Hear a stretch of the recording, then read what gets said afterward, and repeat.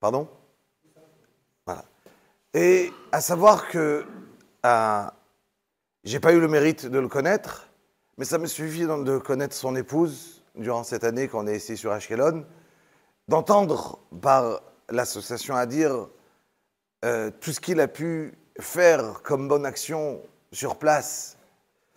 Et vous savez que le chesed, quelqu'un qui est bon, quelqu'un qui veut donner, alors ça se ressent tout de suite. Et on est aimé par les gens, parce que quand quelqu'un il va donner du émettre de lui-même, il va se donner pour les autres. Alors, on sait très bien qu'un des klalim les plus grands de la Torah, c'est Ve'avta l'reacha kamocha. Ça veut dire qu'en vérité, on parle aujourd'hui, c'était l'Askara de Baba Saleh, il a un grand livre qu'il va ramener 127 mitzvot parmi les 613 qu'il a retrouvé dans les mots de Ve'avta l'reacha kamocha. Ça veut dire que les mitzvot, il va être une partie c'est par Gimatria, une partie c'est par avec le Kollel. C'est extraordinaire. Tout un livre il a fait qui était sorti sur cette phrase-là, Ve'avta l'reacha kamocha. Il est parti trouver des mitzvot qui nous ont l'air aucun rapport. Ça veut dire que la base du peuple juif, qu'on a ce Ve'avta l'reacha kamocha, il inclut les mitzvot de la Torah. Il inclut de savoir réellement ne pas penser qu'à soi-même, penser aux autres. Et ça s'appelle, quand on va dire que Yaakov avec nous, il a dit, Vasita, il m'a dit, chesed ve'emet. Il y a du chesed et du emet. Le emet, c'est quoi? C'est la Torah. Titen emet le Yaakov. Et chesed, le Avraham. Donc ça veut dire, on avait le emet qui était la Torah, et un homme, il ne doit pas être juste avec l'un et sans l'autre. Il ne peut pas dire, ah, moi, je fais que de la Torah, je m'en fiche des autres. Et il ne peut pas dire, ah non, moi, je fais que du chesed, je suis bon, mais la Torah, ça ne m'intéresse pas. On a besoin d'avoir chesed et emet.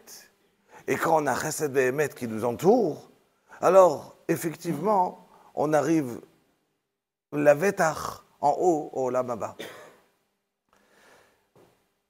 Aux 12 mois, il y a eu les 11 mois, les shloshim. Chaque période pour le niftar, c'est une période extrêmement importante.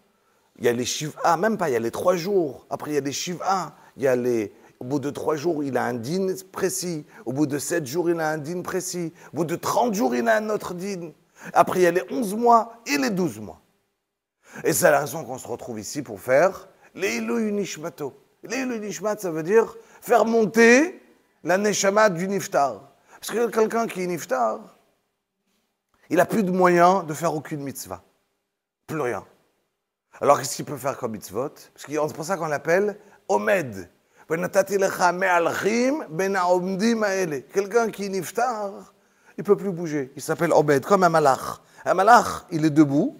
Nous, on s'appelle quelqu'un qui avance. Je peux avancer dans les mitzvot, je peux aller en arrière. Mais quelqu'un qui est niftar, il ne peut plus rien faire.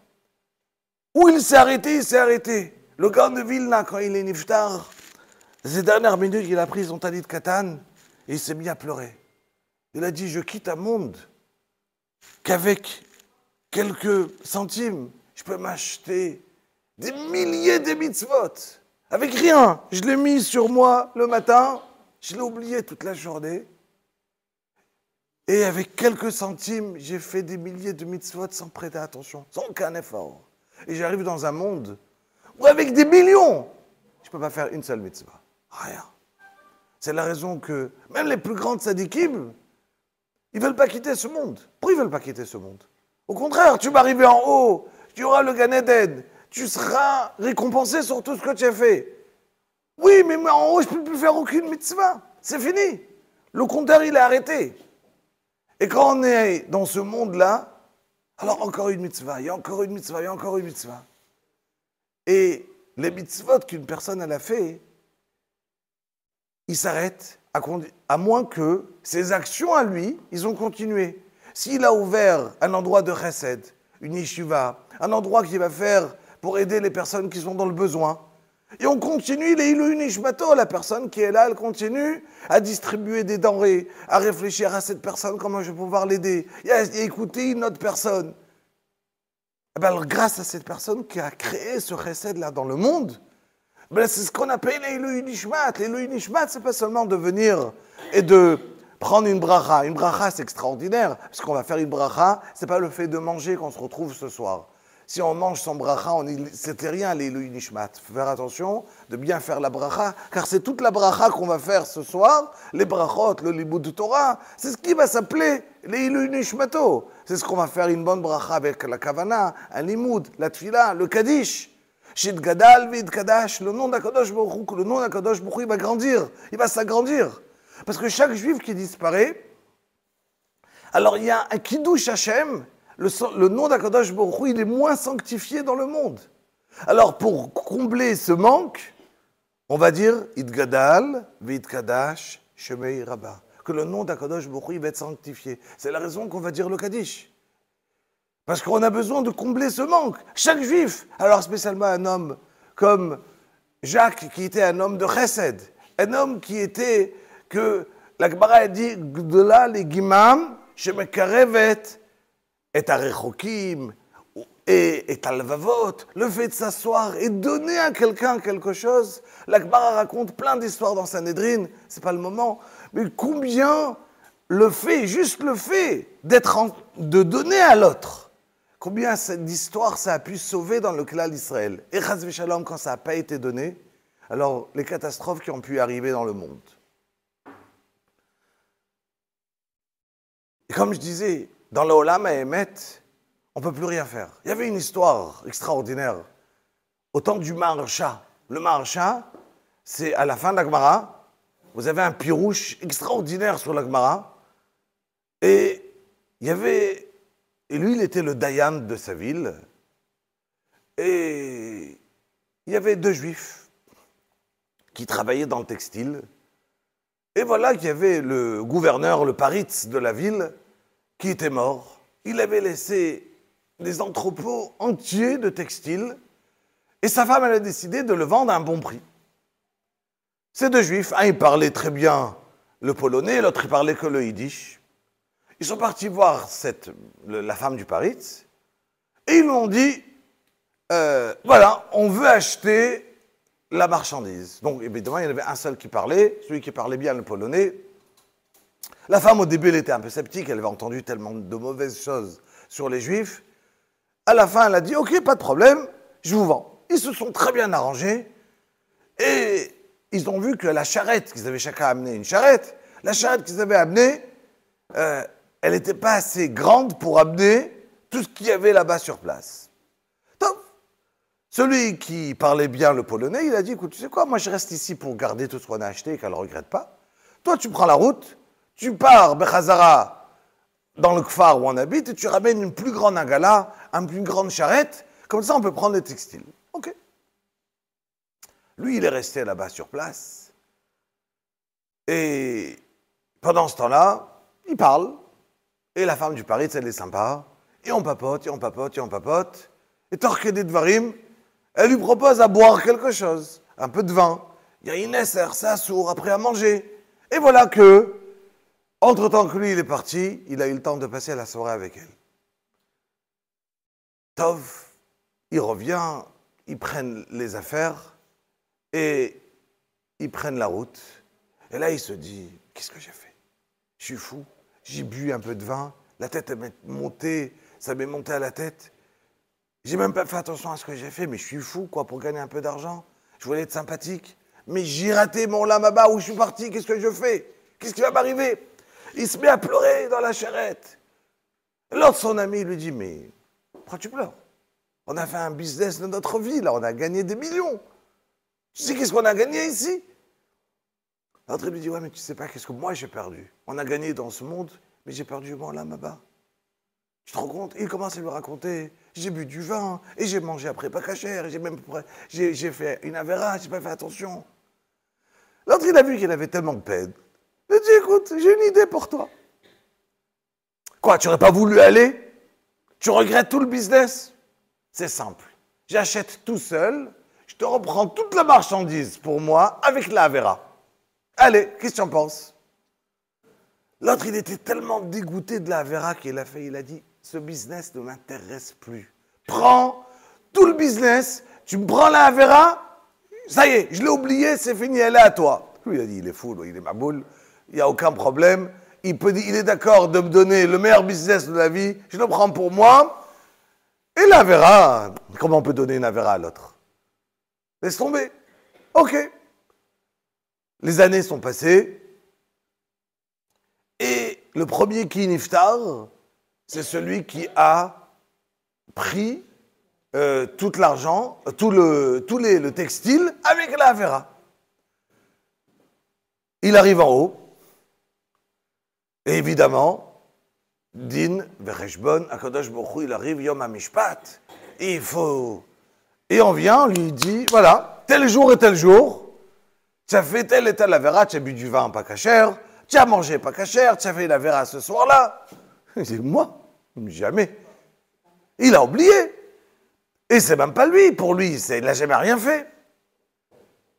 Tov, il vient en rêve chez cette personne, chez son ami, le socher, il lui raconte, il lui dit, voilà, dans le ciel, on est au Véaoti, on vient et on m'accuse sur quelque chose que c'est toi qui as fait, aucun rapport avec moi, je suis au Véaotra, je t'invite au Beddin chez le Mahala, en 2 mots, tu vas mourir, pour pouvoir t'inviter en haut au Beddin, comme ça, on est ensemble, on s'arrange entre nous. Impossible, moi, je ne peux pas souffrir sur une avera que je n'ai jamais fait.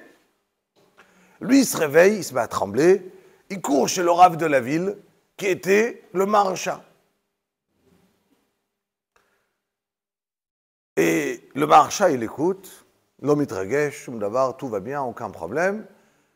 Ce que tu vas faire, toi tu restes tranquille, moi je vais appeler les Dayanim de la ville. Et il a été gozer, il a dit voilà, on va faire un din Torah. Ce jour-là, on va faire un din Torah. Et on va mettre une mechitza. On va faire comme ça un drap blanc. On va le mettre et on va convoquer la neshama du niftar qui vient ici au Din Torah, chez nous. Et comme ça, toi, tu n'as pas besoin de trucs. Donc, s'il revient chez toi dans le rêve, tu lui dis, ne me parle plus, vas-y chez le rave. Ok. Kachaya. Din Torah, vous imaginez une Din Torah entre un homme et un niftar, toute la ville qui est là. Toute la ville qui est là, et qu'est-ce qui va se passer? Le Dayan, le Maharsha, il est là avec ses Dayanim, et il envoie le Shamash du Beddin, aller au Bet Akvarot, avec un minyan, et d'être mazmin au Kever, d'arriver maintenant au Din Torah. Et Kachaya, pitom on entend une voix, et le Maharsha, il dit, le Tovea, l'accusé, il est là, le Nidba, ils sont là, chacun qui répond, on est là. Et là, il commence à raconter son histoire. Voilà, je suis arrivé en haut, on m'a accusé de ça et de ça, et j'ai rien fait. Et moi, c'est évident, si je savais que c'était, qu'on pouvait prendre une avera, ben, j'aurais jamais fait une chose pareille. Pour moi, j'ai rien fait, c'était juste pour calmer sa conscience. Et j'ai trouvé un bon business qui était d'accord, lui, de me donner, mais j'ai jamais eu la kavana réelle de récupérer sur moi cette avera. C'était pas cette kavana. Mais jamais. Et l'autre qui dit, mais moi, cette avera, j'ai jamais fait réellement tchouva. Parce que si, quand toi, tu me l'as dit, je t'ai cru. Et moi, j'ai jamais fait tchouva dessus. Les années, ils sont passées. Et aujourd'hui, je peux même plus, j'ai plus le regesh, le sentiment. Vous savez, l'être humain, après des années, c'est fini, ça n'existe plus. Et donc, ce sentiment-là, moi, aujourd'hui, je l'ai plus. Je peux pas faire aujourd'hui tchouva comme de cette manière, c'est impossible. Tov, le Maharsha, il a tranché que Behemet, la vera, elle est sur le niftar. Il a dit, mais, puisque Behemet, tu n'y croyais pas, on va créer un limoud, l'Eilu Nishmatra. Et je te promets que si on va te donner un tikkun pour toi dans l'Amaba, même lui, le Nidba, la personne, ton ami, lui aussi va s'asseoir étudier la Torah. Et c'est la meilleure manière d'amener un tikkun, et comme ça, toi, tu peux rentrer au Gan Eden. Mais ça prendra son temps. Et dans ce temps-là, tu devras souffrir ce qu'il aura besoin. Et c'est ce qui s'est passé. On a entendu un pleur, il a disparu. Et tout le monde a eu un chizouk énorme de qu'est-ce que ça veut dire le limoud de Torah d'un côté comme un sébetzil, et comment d'arriver en haut, combien l'importance de chaque mitzvah, de chaque avera. C'est pour ça que Béhémet, quand en Baruch Hashem, on voit le Niftar, qu'il y a eu ce srout-là, d'avoir les deux côtés, le chesed est d'un côté, extraordinaire, que le chesed, que Basitaï mani chesed Béhémet. Et vous savez que la première personne qui a eu de la vieillesse dans le monde, c'est qui? Avraham Avinu. Avraham Avinu. Avant, jusqu'à Avraham Avinu, ça n'existait pas d'être vieux. On pouvait avoir 50 ans, 100 ans, 200 ans, on avait l'air tous comme quelqu'un de 20 ans. Il n'y avait pas quelqu'un qui a été vieux. Il a une barbe blanche, il commence à devenir blanc, il marche déjà plus doucement. Ça n'existait pas. Et Avraham Avinu, il a dit à Kadosh Baruch Hu, comment un être humain, il va quitter ce monde sans se préparer. Il faut qu'à chaque jour, il se voit à la glace. Il voit encore un autre cheveu blanc, un autre cheveu blanc, et un autre cheveu blanc. Il commence à réaliser qu'il va partir. Il faut qu'on réalise, c'est pas d'un coup, c'est impossible. Il faut qu'on sente que le corps, il baisse, et qu'on se rappelle qu'on ne sera pas ici, là, le méad. Et Akadosh Baruch Hu lui a dit, tu as raison, mais le premier qui baissera vieux, ça sera toi. Voyez, Avraham, Zaken, Ba, Bayamim. Le premier qui est devenu vieux, Avraham. Il est venu, Yaakov Avinu, il a dit, Akadosh Baruch Hu, oh, ça ne suffit pas d'être vieux, il faut être un peu malade. Parce que si on n'est pas malade, alors on s'habitue, on dit, ok, j'ai changé, c'est tout. Mais il faut être un peu malade. Et Akadosh Baruch Hu, il a dit, aucun problème. Le premier, ça sera malade, ça sera toi. Vayugad le Yosef, veine avicha chole. On est parti chez Yosef, on lui a dit, tu sais, ton père, il est malade. Vous imaginez, à ce moment-là, c'était le premier malade du monde. Ça n'existait pas, malade. Quelqu'un de malade, c'est pas possible. Ça n'existait pas. C'est comme si on va vous dire, aujourd'hui, on est arrivé sur la Lune, tout le monde en parle, dans les Hadashot, dans toutes les nouvelles, au journal de 20h, il y a eu quoi? Un monsieur, il est malade dans le monde. C'est ce qui s'est passé. Un monsieur, il est malade. C'est qui le premier malade? Yaakov Avinu. Ça veut dire que Yaakov Avinu et Avraham, ils ont compris la base du peuple juif, c'est qu'on a besoin de se préparer. On se prépare comment? Par les actions qu'on va faire dans notre monde. Les actions de Chesed, les actions de Torah, qu'on va les mettre ensemble, qu'on va réaliser, qu'on va comprendre. Je ne suis pas juste quelqu'un de bon, mais je suis quelqu'un de bon en l'honneur d'Akadosh Baruch Hu. Et quand on arrive de cette manière, alors effectivement, notre vie, elle s'appelle Baba Yamim. Nos jours, ils sont pleins. On n'est pas en train de tuer le temps, mais on est en train d'amener notre temps, nos moments qu'on a ramenés, on le monte vers le Gan Eden. Les jours qui sont passés avec nous, et on peut dire, oui, j'ai eu celui-là que j'ai aidé, ce jour-là j'ai étudié, ce jour-là j'ai fait une mitzvah, ce jour-là j'ai fait ça.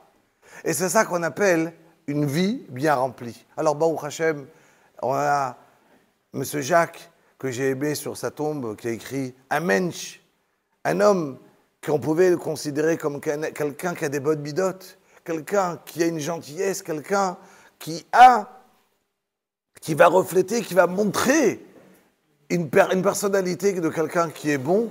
Et c'est la raison que même quand il a disparu, on appelle ça Chesed Ve'emet. Personne n'est là pour recevoir quelque chose, mais parce qu'on a ressenti que c'était quelqu'un qu'on appréciait. Et c'est la raison qu'on se retrouve ici ce soir pour cet Askara. Pour quelqu'un qu'on apprécie, alors on veut dire, je ne peux pas lui donner quoi? Je vais lui poser un bouquet de fleurs, ça ne va rien lui donner.